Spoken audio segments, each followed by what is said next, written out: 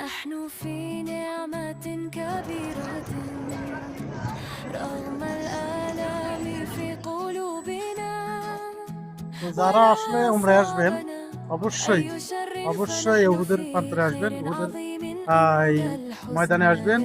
যেখানে না আসা يزولها নাই হয়, আপনি বারবার টাকা খরচ করে এখানে الحمد আসবেন না, لله একবারই আসবেন। তো على অবশ্যই এখানে উহুদের كل পাহাড়ে অবশ্যই একটু حال সময় দিবেন এবং الحمد এই মসজিদে لله على এক ওয়াক্ত كل নামাজ পড়ার চেষ্টা করবেন। حال ঠিক الحمد আছে? لله এই উহুদের প্রান্তরের জন্য, উহুদের ময়দানের জন্য, মানে উহুদের যুদ্ধের জন্য মুসলিম এবং মুসলমানরা অনেক নির্যাতিত হয়েছে এবং إذا রাসূল ইসলাম لم অনেক تجد في يديك ক্ষতিগ্রস্ত ما হয়েছিল এই تريد উহুদের যুদ্ধ করতে এসে।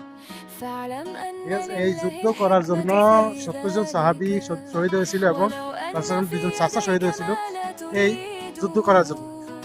তো অবশ্যই এখানে فاعلم আসবেন। أن এখানে না لله আসলে আপনি الحكمة في আসলে ذلك ইসলামের যে একটা মর্মান্তিক একটা ঐতিহাসিক ঘটনা, এখানেই সেই ঘটনাটা সংঘটিত হয়েছে।